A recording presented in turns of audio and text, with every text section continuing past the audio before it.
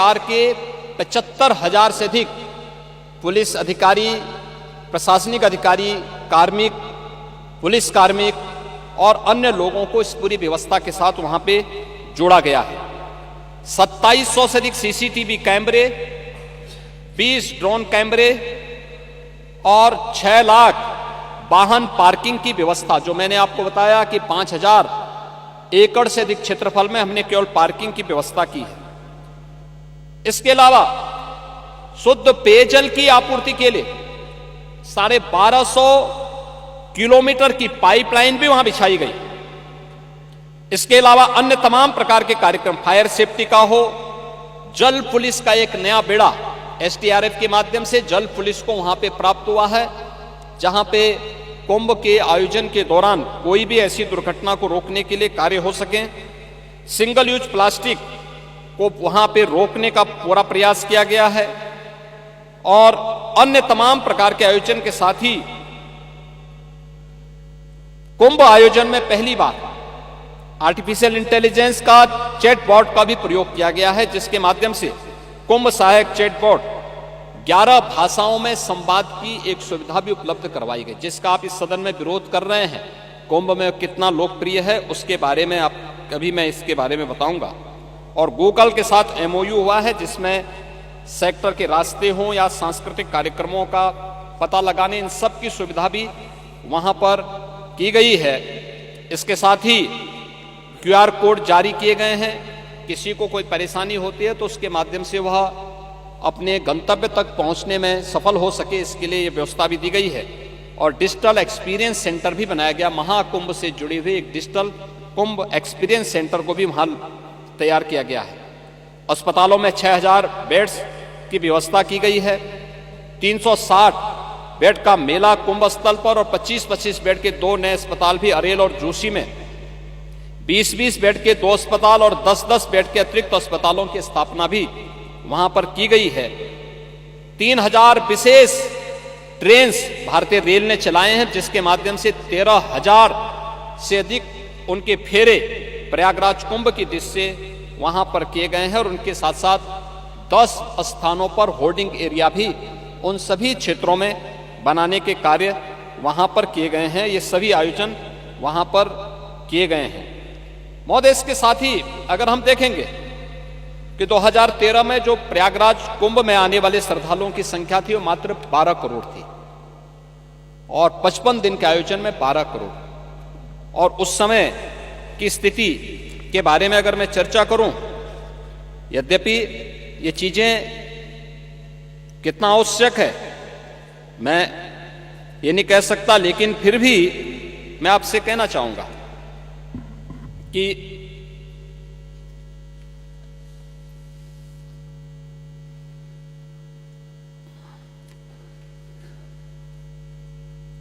2013 का आयोजन, उस समय की स्थिति क्या थी?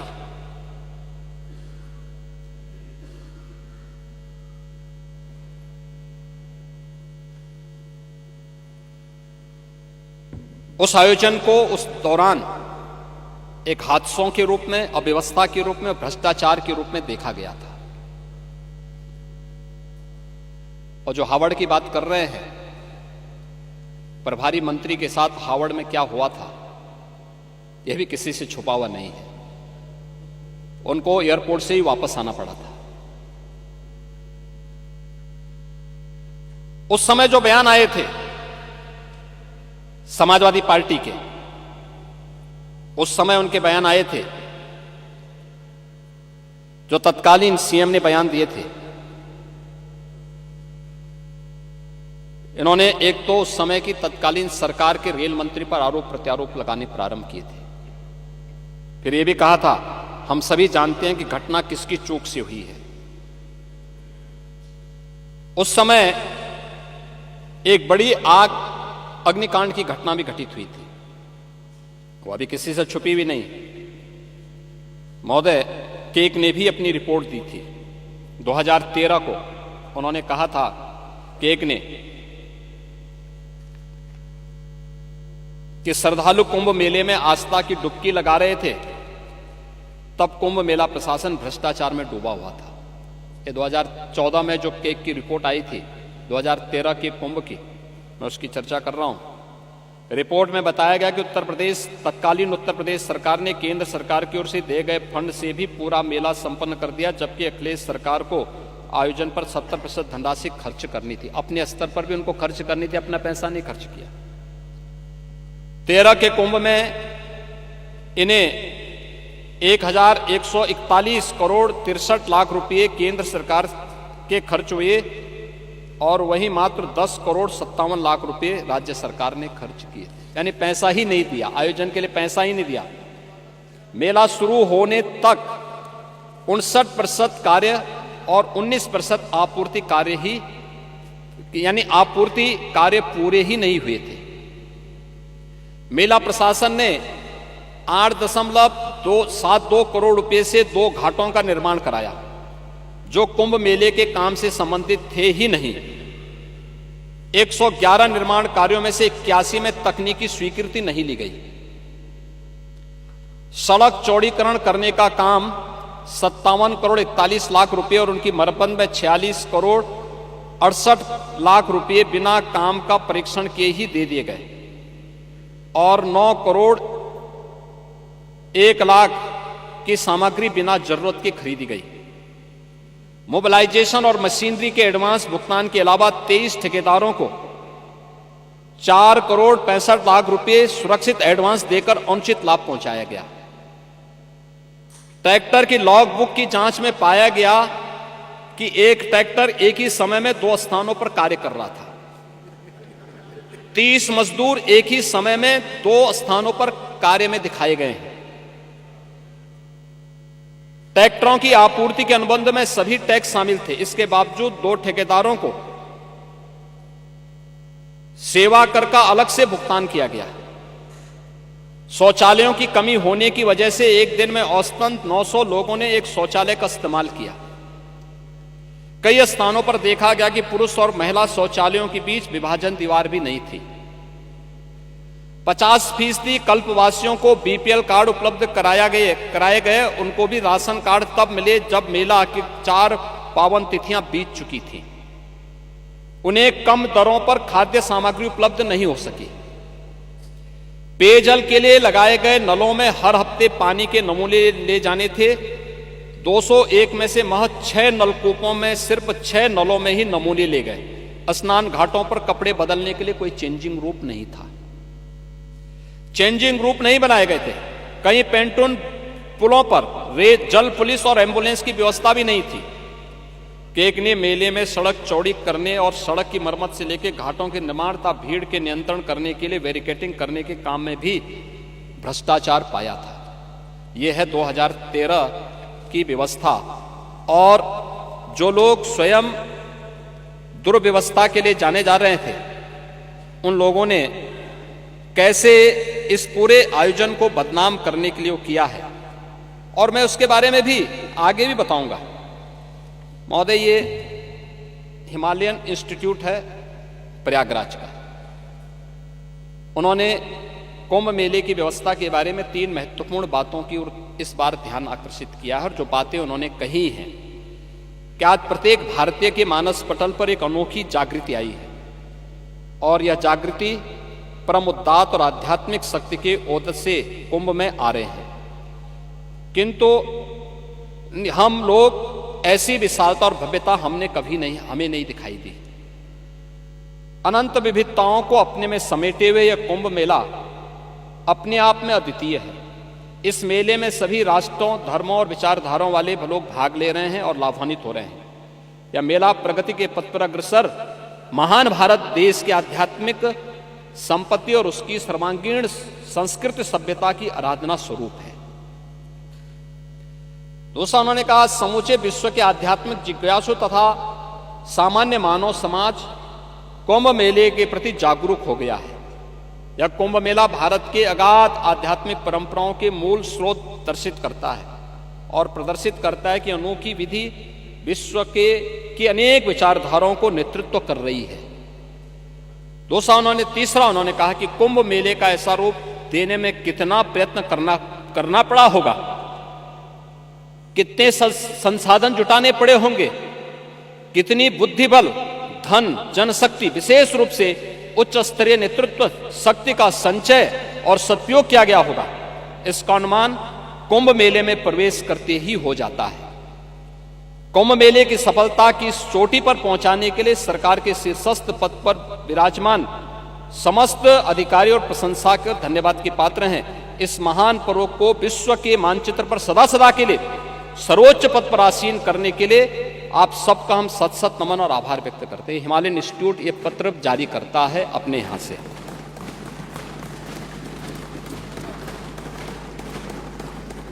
महोदय, मैं केवल एक बात कहना चाहूंगा, मुझे आरोप प्रत्यारोप नहीं करना। जो लोग इस बात की चर्चा करते हैं कि हजारों लोग 29 के भगदड़ का शिकार हुए, उनको 1954 के कुंभ को भी देखना चाहिए। 1954 800 से अधिक श्रद्धालुओं की मौत हुई थी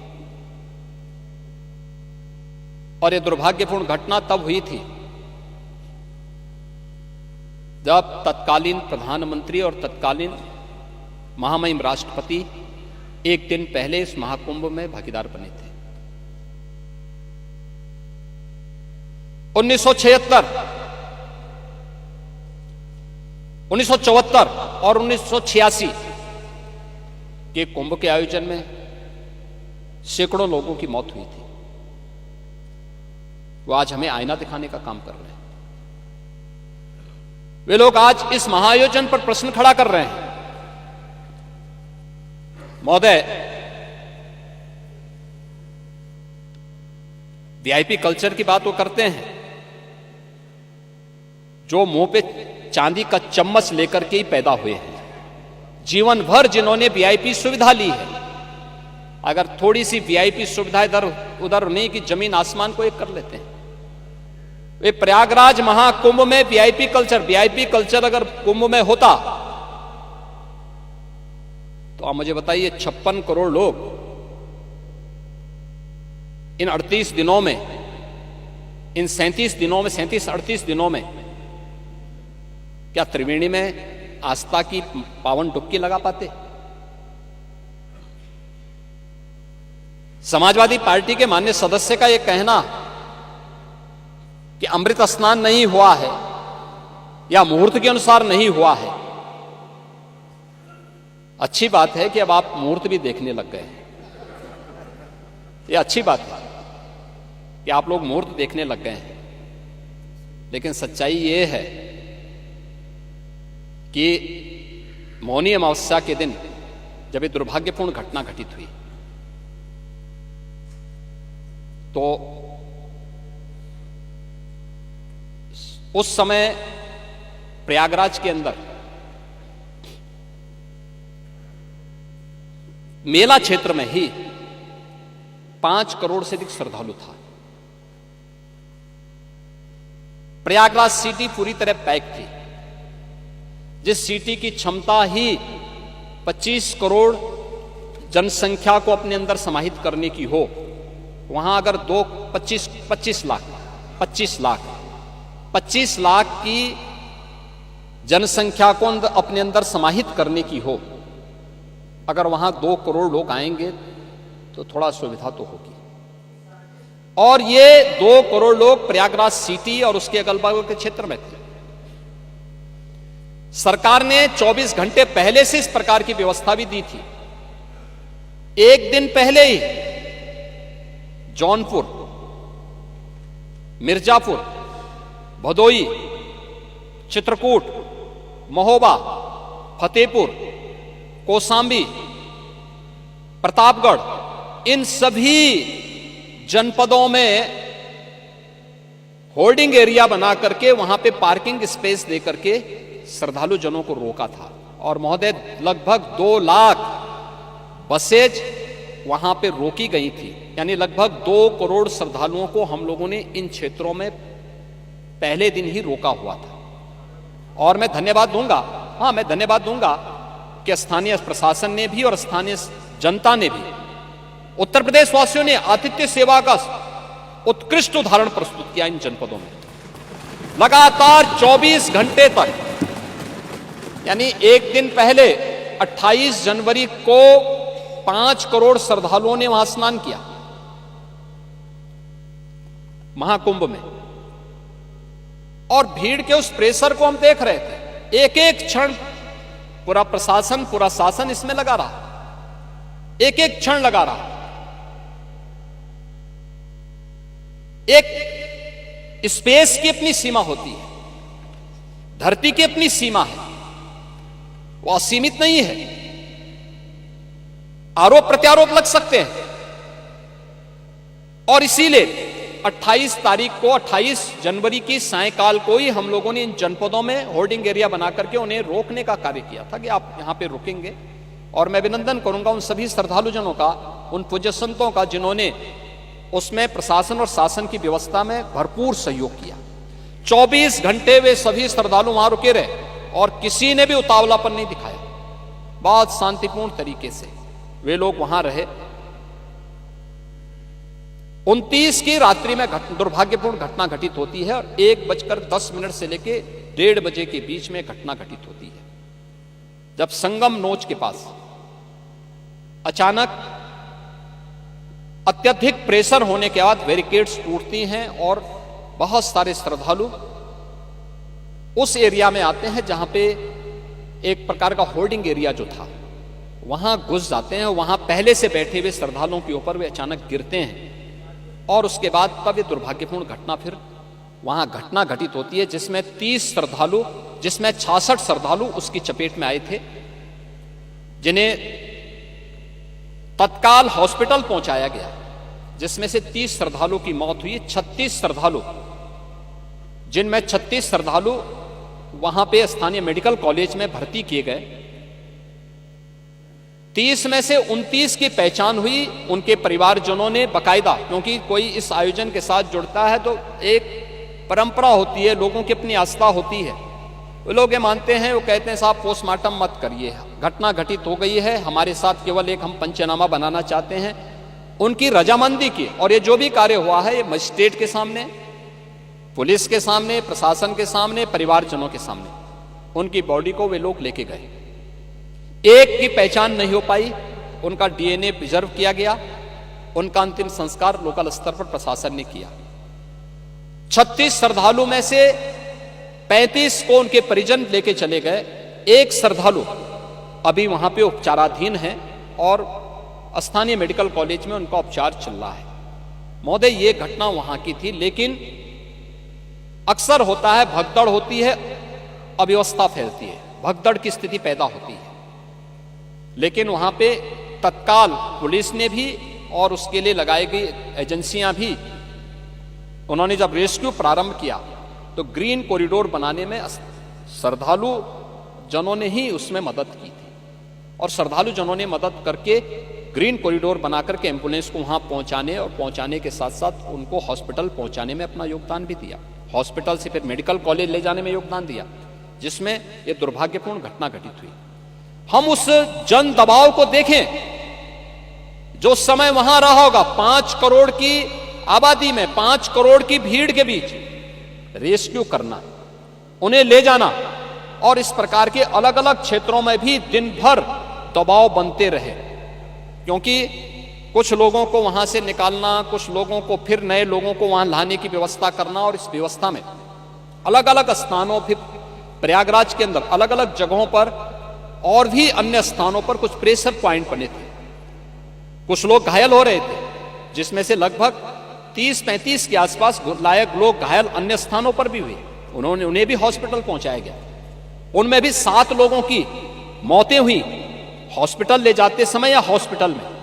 लेकिन ये घटना इस रूप में नहीं प्रदर्शित होनी चाहिए कि अलीगढ़ की घटना को भी हम प्रयागराज महाकुंभ के साथ जोड़ें, झारखंड की घटना को भी इसके साथ जोड़ें, नेपाल की घटना को भी उसके साथ जोड़ें, या अभी 4 दिन पहले प्रयागराज में ही एक ट्रोला और एक बेलोरो के बीच में मुठभेड़ होती है और उसमें 10 श्रद्धालुओं की दुर्भाग्यपूर्ण मौत होती है। प्रयागराज कुंभ में आ रहे थे उस दौरान एक आमने सामने की भिड़ंत में वह दुर्भाग्यपूर्ण घटना घटित होती है। सड़क दुर्घटना हमारे लिए एक चिंता का विषय है और मैं लगातार इस सदन को, मैंने पिछली बार भी कहा था कि यह हमारे लिए चिंता का विषय है कि हर वर्ष हम लोग 20 से 25 हजार लोगों को खोते हैं सड़क दुर्घटना में, केवल उत्तर प्रदेश के अंदर खो रहे हैं। ये 20 से 25 हजार की जो लोग, हर इसमें से लगभग 55 से 60% जो आबादी है, जो मृतक हैं, ये सभी 18 से 40 के बीच की उम्र के लोग, नौजवान हैं। ये समाज की क्षति है, लेकिन उसके लिए जागरूकता के कार्यक्रम। हम लोग हेलमेट लगाने के लिए कहते हैं, लोग हेलमेट नहीं लगाते। हम लोग कहते हैं भाई आप फ्रंट सीट में बैठ रहे हैं, सीट बेल्ट लगाइए, नहीं लगाते। बहुत सारे वीआईपी भी नहीं लगाते। बहुत सारे जनप्रतिनिधि भी इसमें लड़ने लगते हैं। अगर कहीं पे इन्फोर्समेंट की कार्रवाई होती है तो उस समय वो लड़ने लगते हैं, कहते हैं साहब हमें कैसे आपने वो कर दिया, हमें कैसे छेड़ दिया। अब ये व्यवस्थाएं तो बनाई गई हैं, लेकिन इनको भी महाकुंभ के आयोजन के साथ जोड़ना, मुझे लगता है ये महाकुंभ के साथ न्याय नहीं होगा।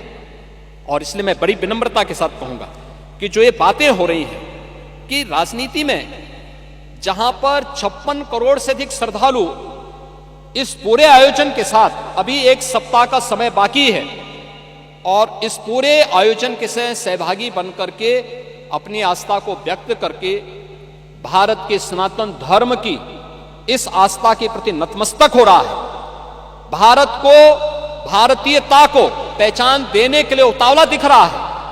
हर व्यक्ति देश के अंदर और दुनिया के अंदर जहां कहीं भी सनातन धर्मावलंबी है या भारत के अंदर किसी भी क्षेत्र का नेतृत्व वर्ग है, हर व्यक्ति की दृष्टि एक बनी हुई है, और वह है कि महाकुंभ के आयोजन में भागीदार बनने का, महाकुंभ के आयोजन में एक बार भागीदार बनने का अवसर मिले। कौन नहीं आ रहा है, कौन, हर तबके का व्यक्ति आ रहा है। क्या हम उनको मना करें? इसलिए मना कर दें? इस सरकार की जिम्मेदारी है कि श्रद्धालुओं को कोई दिक्कत ना हो, लेकिन इसको दुष्प्रचार के रूप में लेना। 3 बजे जब ये घटना घटित हुई, रेस्क्यू के कार्य और आगे कोई दुर्घटना न हो, तो इसके लिए 3 बजे ब्रह्म मुहूर्त 3 बजे 29 को मैंने स्वयं अखाड़ों से इसके बारे में अनुरोध किया कि आपको कुछ देर के लिए अमृत स्नान स्थगित करना होगा, और इसके लिए हमने अधिकारी भेजे। अधिकारीगण पहले से भी मौजूद थे। मेरी बातचीत हुई बहुत सारे लोगों से, बहुत सारे लोगों ने कहा कि नहीं, हम लोग सहमत हैं, घटना दुर्भाग्यपूर्ण है, लेकिन इसको जब भी आप तय करेंगे, पूरे दिन भर मुहूर्त है, मुहूर्त की कोई एक 29 तारीख को दिन भर का मुहूर्त था, कोई एक निश्चित तिथि समय नहीं था, और इसलिए जब भी आप कहेंगे हम उसके लिए उस समय अमृत स्नान करेंगे। पहले श्रद्धालुओं को यह अवसर मिलना चाहिए। और समाजवादी पार्टी के राष्ट्रीय अध्यक्ष का यह कहना या माननीय सदस्य संग्राम सिंह यादव का यह कहना कि लोगों ने स्नान नहीं किया या मुहूर्त में स्नान नहीं किया, ये सरासर असत्य है। ये मुझे लगता है तथ्यों को झुटलाने जैसी वक्तव्य हैं। अमृत स्नान हुआ, 6 मुख्य स्नान हुए थे, 6 स्नान हुए थे, उसमें 3 अमृत स्नान थे। 6 स्नान में पौष पूर्णिमा का 13 जनवरी को हुआ था। पहला अमृत स्नान ये मकर संक्रांति का था। इसके उपरांत मकर संक्रांति के बाद जो दूसरा अमृत स्नान था वह मौनी अमावस्या का था, वह 29 जनवरी को था। और इसमें भी सभी 13 अखाड़ों ने, जिसमें 7 शैव अखाड़े हैं, 3 वैष्णव अखाड़े हैं और 3 उदासीन अखाड़े हैं, इन सभी ने इस स्नान में भाग लिया था और सबने उस आयोजन का हिस्सा बना था। सबने अपनी आंखों से देखा है कि सभी लोग स्नान कर रहे हैं, लेकिन दुर्भाग्य है कि उस सच्चाई को भी समाजवादी पार्टी ने झुटलाने का काम किया है। कह रही है कि साहब जो है अमृत स्नान नहीं हुआ। संतों पे लाठीचार्ज आप करते हैं, संतों का अपमान आप लोग करते हैं, संतों के बारे में किस किस प्रकार की दुर्भाग्यपूर्ण टिप्पणी आपका सोशल मीडिया प्लेटफॉर्म करता है, और आप लोग संतों के बारे में इस प्रकार की टिप्पणी करने के बाद आज कहते हैं उनकी वकालत कर रहे हैं। अरे संतों ने ही इस आयोजन को आगे बढ़ाया था और संतों ने इस आयोजन में भागीदार बनकर के दूसरे अमृत स्नान में भी भागीदार बने थे, जो कुंभ का तीसरा स्नान था। और चौथा स्नान, जो तीसरा अमृत स्नान था बसंत पंचमी का, वह भी पूरी भव्यता के साथ हुआ। सभी अखाड़े उसमें सहभागी बने थे, सबने देखा था, सभी मीडिया चैनल ने उनको लाइव दिखाया था। पांचवां स्नान माघी पूर्णिमा का था, जो 12 जनवरी को संपन्न हुआ है पूरी भव्यता के साथ। यह अमृत स्नान नहीं था, श्रद्धालु जनों का स्नान था। ज्यादातर शैव अखाड़े उस समय काशी के लिए प्रस्थान कर चुके थे, कुछ प्रयागराज में थे जो शिवरात्रि के लिए काशी में रहेंगे। वैष्णव अखाड़े कुछ हैं, कुछ लोग अयोध्या और वृंदावन जा चुके हैं, चित्रकूट जा चुके हैं। लेकिन ये आयोजन पूरी भव्यता के साथ वहां हुए। और पांचवा छठा स्नान अभी होने जा रहा है महाशिवरात्रि के दिन 26 फरवरी को। लेकिन इतना आप लोग, यानी आज के समय में जब media, social media, visual media और प्रिंट मीडिया इतना आगे बढ़ चुका है, और तब भी समाजवादी पार्टी इतना झूठ बोल रही है कि स्नान नहीं हुआ। और मेरा कहना है कि महोदय, राजनीति में थोड़ा बहुत प्रहर्सल चलता है, लेकिन प्रहर्सल को ही राजनीति बना दिया जाए, यह न्याय नहीं है। और मुझे लगता है कि महाकुंभ, आप प्रश्न खड़ा कर सकते हैं, शासन पर खड़ा करिए, लेकिन महाकुंभ पर प्रश्न मार्क खड़ा मत करिए, आस्था पर प्रश्न मार्क मत खड़ा करिए। और उसके बारे में जो आप इन बातों को कह रहे हैं, पहले आप लोगों ने कहा कि साहब संख्या बढ़ा चढ़ा करके कही जा रही है, उसको देखने के लिए स्वयं समाजवादी पार्टी के मुखिया वहां पहुंच गए कि वास्तव में भीड़ हो रही कि नहीं हो रही है। उन्होंने देखा तो अब कहने लगे साहब भीड़ ज्यादा हो रही है, लोगों को पूरा स्नान करने का मौका नहीं मिल रहा, आप तिथि और आगे बढ़ा दीजिए। आप देखो ना, मैंने इसीलिए कल कहा था, ये दोहरा चरित्र है इन लोगों का। पहले विरोध करते हैं, अब कह रहे हैं तिथि आगे बढ़ा दी। अभी चच्चू भी यही कह रहे थे, चच्चू कह रहे थे कि तिथि बढ़ा दीजिए। ये तिथि हम नहीं तय करते, ये तिथि नहीं तय, हम नहीं तय करते चच्चू। ये तिथि, ये मुहूर्त होता है, जो मैंने पहले भी कहा। आप हो सकता है कि उस स्तर को नहीं प्राप्त करेंगे, बगल में पांडे जी से पूछ लीजिए। पौष पूर्णिमा से शिवरात्रि के बीच में आयोजन होना है, शिवरात्रि की तिथि तय है तो, और शिवरात्रि की तिथि तय होने के इस कारण उससे आगे नहीं बढ़ सकते। मैं इसलिए बोल रहा है क्योंकि आप शांत हो गए हैं ना। वैसे मैं आपको धन्यवाद दूंगा कि आपने मिल्कीपुर में सहयोग किया, मैं इसके लिए आपको बहुत बहुत धन्यवाद देता हूं।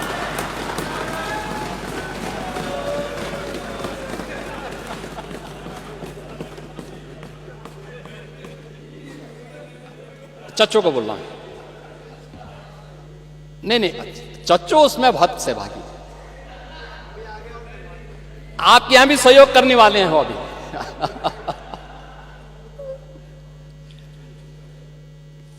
महोदय,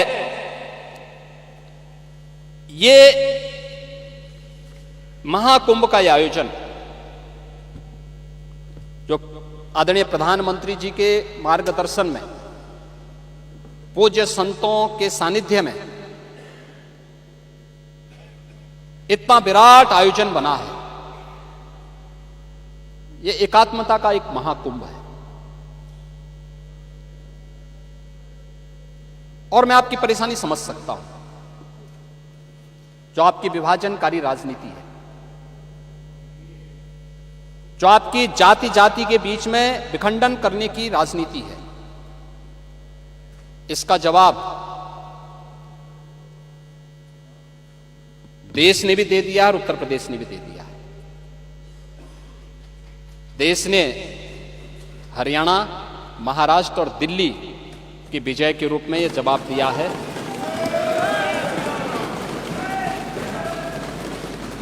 और उत्तर प्रदेश ने मीरापुर, गाजीपुर, कुंदरकी, खैर, फूलपुर, मझवा, मिल्कीपुर और कटहरी के माध्यम से इसका जवाब दिया है।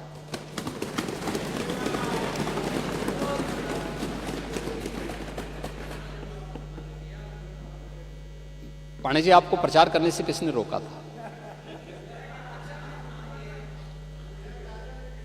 आप मुझे बताइए, यानी आप करहल जीत जाएं तो आपकी विजय,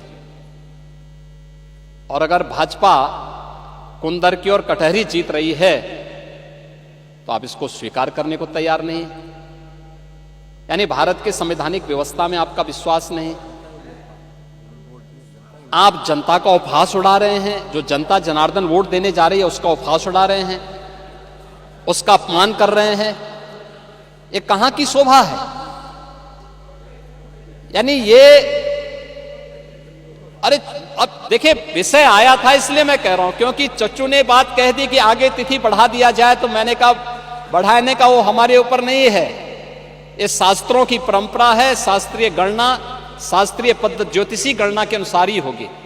और ये पौष पूर्णिमा से शिवरात्रि, महाशिवरात्रि के बीच में होना है, तो उन्हीं तिथियों में होना है। वैसे चच्चू कहीं भी जाके स्नान कर सकते हैं, कोई समस्या नहीं, उनके लिए सुविधा रहेगी, और प्रयागराज में पूरी सुविधा हम लोग देंगे महोदय। लेकिन एकात्मता का संदेश देने वाला महाकुंभ है। पूरे आयोजन को हम लोगों ने उस रूप में जोड़ा है, और जो यहां पर चर्चा हो रही थी, एक जो भाव देखने को मिला है, एकात्मता का भाव, उस एकात्मता के भाव ने तो हम सबको और दुनिया को जरूर इस एकता के उस सूत्र में जोड़ने का कार्य तो किया। डिजिटल कुंभ पे भी प्रश्न खड़ा हो रहे थे, और महोदय मैं इसके बारे में भी आपसे चर्चा करनी, इसके बारे में मैं सदन का ध्यान आकर्षित करना चाहूंगा कि दुष्प्रचार की अपनी एक सीमा होती है, दुष्प्रचार की अपनी एक सीमा होती है, और कितना दुष्प्रचार हमारे विपक्ष के मित्रगण करेंगे। मैं देख के भौचक हूं कि कैसे ये लोग पूरी व्यवस्था को झुठलाने का काम कर रहे थे और किस प्रकार की व्यवस्था पैदा करने का काम कर रहे थे।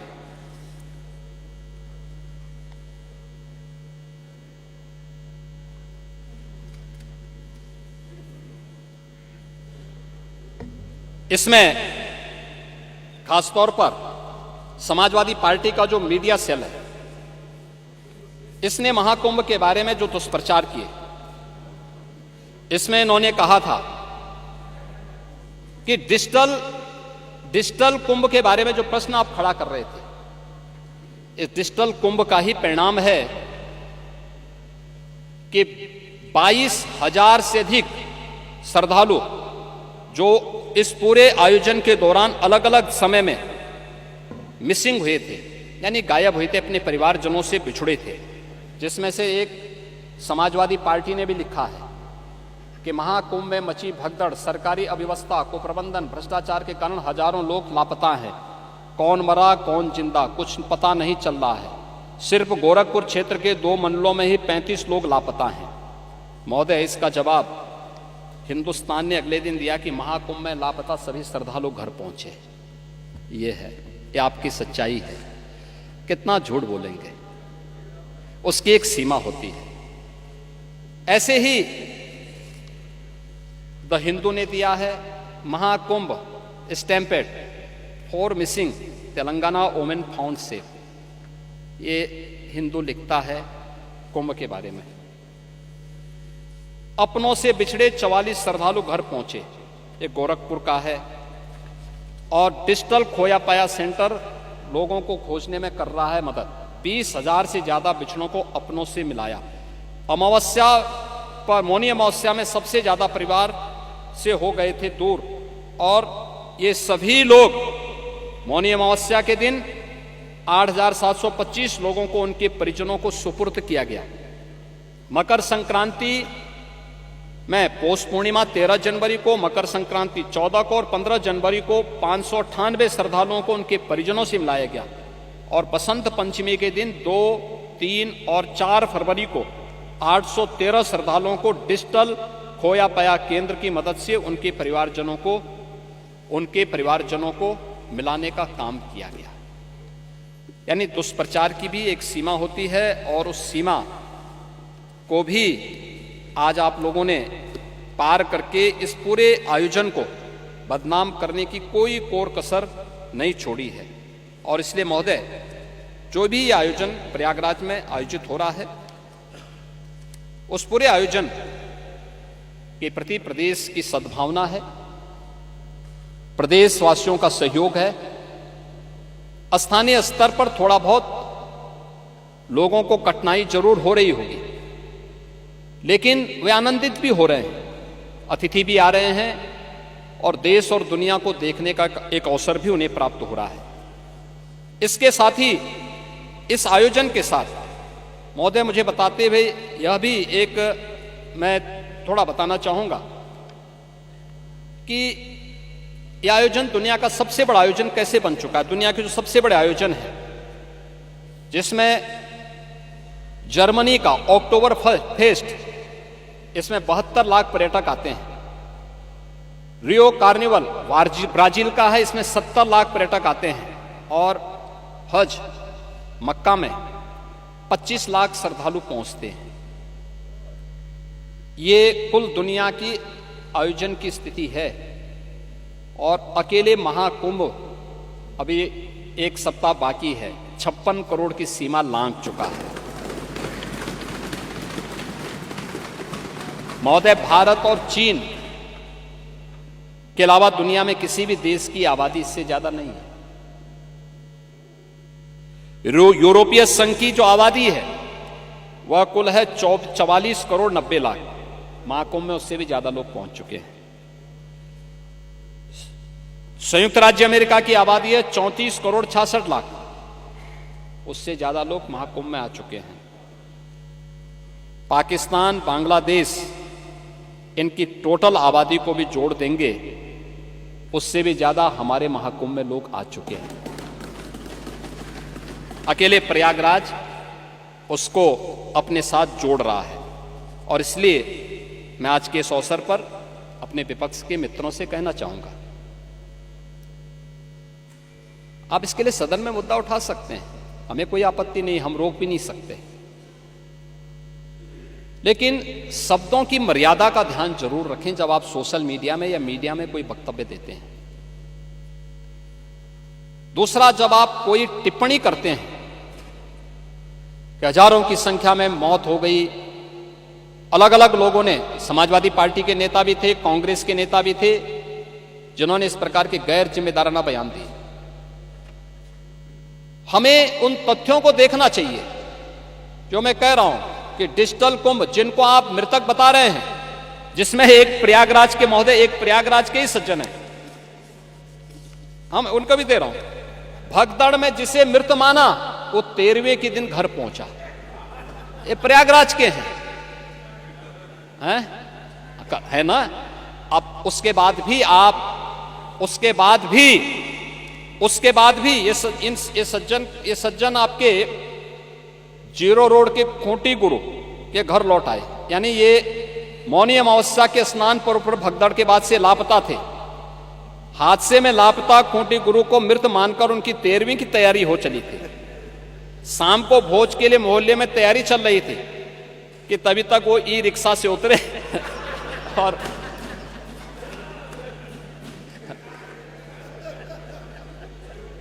अब बताओ, ये दुष्प्रचार आप ही लोग कर रहे थे।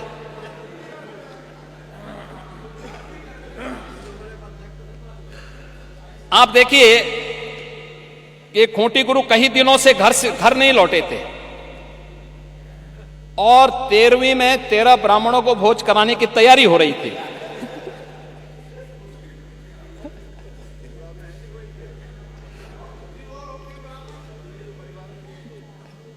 खूंटी गुरु ई रिक्शा से उतरे और उनको देखने के लिए पूरा आयोजन ही निरस्त करना पड़ा। फिर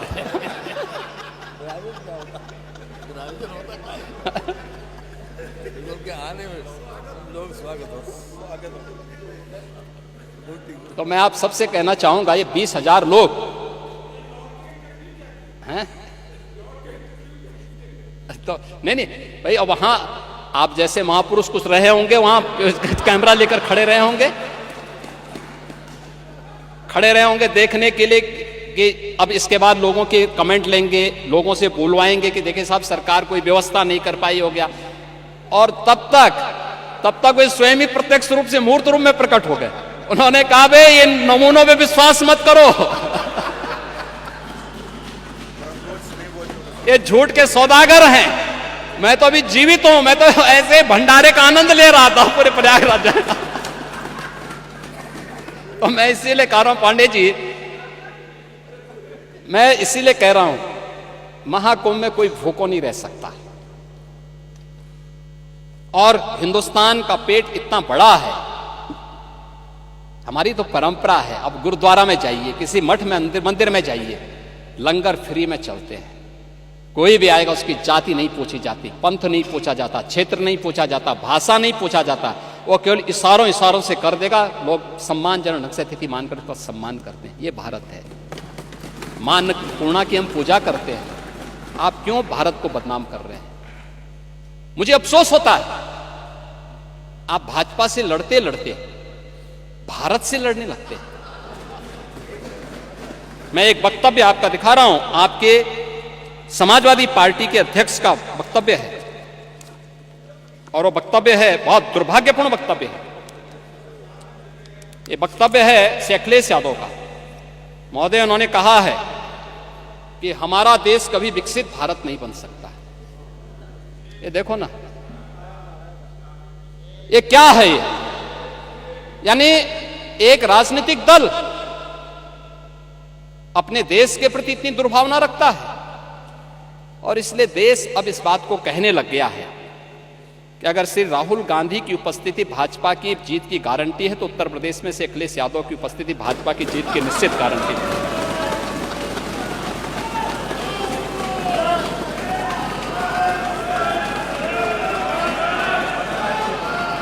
और ये गारंटी उपचुनाव ने दे दिया है।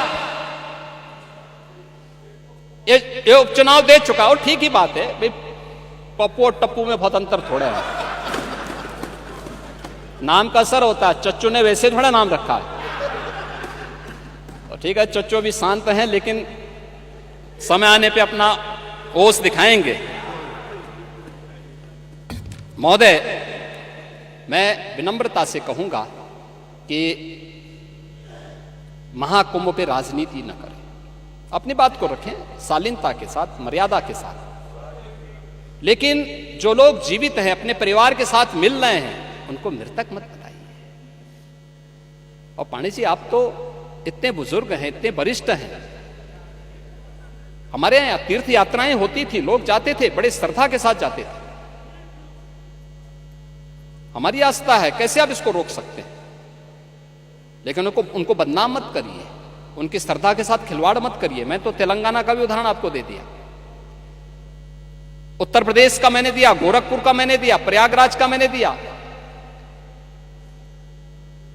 और जो लोग प्रयागराज में भगदड़ के शिकार हुए हैं या फिर विभिन्न रोड एक्सीडेंट के शिकार हुए हैं, सरकार की पूरी संवेदना है, सरकार उनके साथ खड़ी होगी। और इन सभी घटनाओं की जांच करने के लिए इसीलिए सरकार ने एक जुडिशियल कमीशन का गठन भी किया है। जुडिशियल कमीशन अपना काम कर रहा है, तथ्य भी मांगेगा, जानकारी भी मांगेगा, हर एक स्तर की जानकारी लेगा। और मैं इस सदन को इस बात के लिए आश्वस्त करना चाहूंगा, इस बात के लिए आश्वस्त करूंगा कि प्रयागराज भगदड़ का कोई गुनाहगार होगा तो बख्शा भी नहीं जाएगा। कोई भी होगा, कहीं भी छुपा होगा, किसी भी स्तर पर होगा, और कितना भी बड़ा क्यों ना हो, वह किसी भी स्थिति में बचेगा नहीं। ये मैं आप लोगों को आश्वस्त करता हूं, पूरे सदन को आश्वस्त करता हूं। लेकिन मैं आपसे इस बात में विनम्र अपील भी करूंगा, आयोजन किसी पार्टी का, किसी सरकार का नहीं है। सरकार ने अपनी जिम्मेदारियों का निर्वहन किया है, प्रशासन अपनी जिम्मेदारियों का निर्वहन कर रहा है। यह आयोजन समाज का है, भारत का है, सनातन धर्म का है। और सनातन धर्म को और भारत को कृपया अपने राजनीतिक स्वार्थ के लिए बदनाम मत करिए। यही मेरी आप सबसे अपील थी। धन्यवाद।